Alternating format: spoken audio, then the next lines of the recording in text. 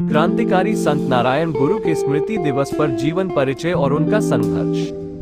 मदिरा जहर के समान है, इसका सेवन, निर्माण व व्यापार कतई न करें। संत नारायण।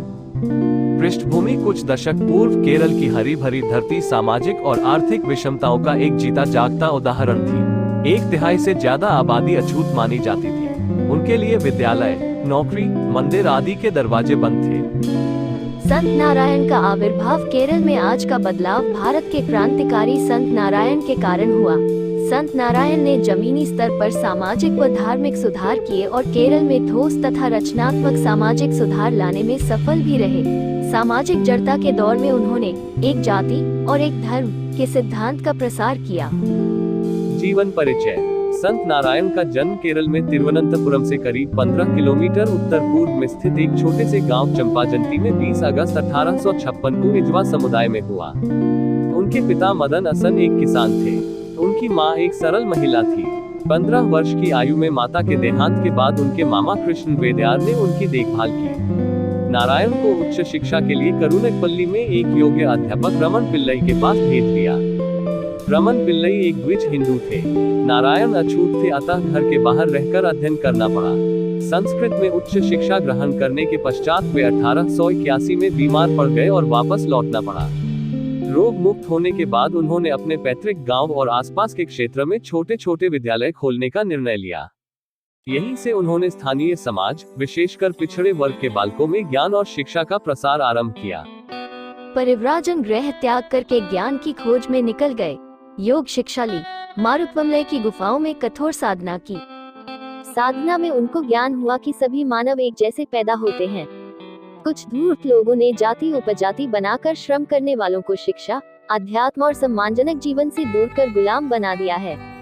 इसलिए मुझे इन कथित ऊंची जाति द्वारा बनाई गई इन बेड़ियों को तोड़ने के लिए लड़ना चाहिए।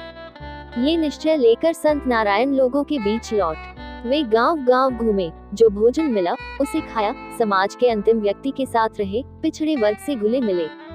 सभी लोग उनसे प्रभावित हुए, उनके प्रति श्रद्धा जगी। समाज सुधार कार्य। जिन हिंदू मंदिरों में प्रवेश वर्जित था, उन्हीं मंदिरों के निकट आश्रम बनाया तथा एक संगठन बनाकर मंदिर संपदा और श्रद्धालुओं के कल्याण की व्यवस्था की। यही संगठन बाद में श्री नारायण धर्म परिपालन योगम SNDP के नाम से जाना गया, जो श्री नारायण धर्म का प्रसार करने लगा। अपने अनुयायियों को उन्होंने प्राथमिक शिक्षा अनिवार्य कर दी। SNDP के हर इकाई को अनिवार्य रूप से एक स्कूल और एक पुस्तकालय कायम रखने का निर्देश संत नारायण ने दिया। 1904 में संत नारायण ने क्विलोन, आज कोझिकोड, के एक तटीय उपनगर वर्कला में एक शांत, सुरम्य, पर्वतीय स्थल शिवगिरी में अपनी सार्वजनिक गतिविधियां केंद्रित की। 1920 में त्रिशूर में उनके द्वारा स्थापित कारामुक्कू मंदिर में किसी देवता की प्रतिमा नहीं बल्कि एक दीपक स्थापित किया गया, जिसका संदेश था चहुर प्रकाश ही प्रकाश हो।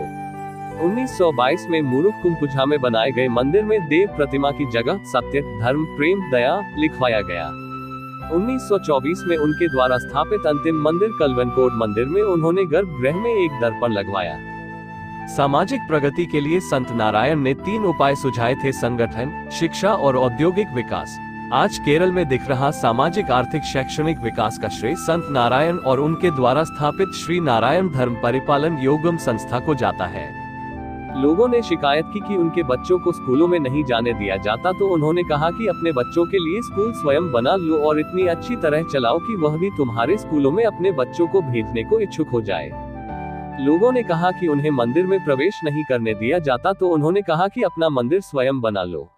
मदिरा को जहर बताते हुए उन्होंने अपने अनुयायियों को मदिरा पान, मदिरा निर्माण और मदिरा व्यापार न करने का उपदेश दिया।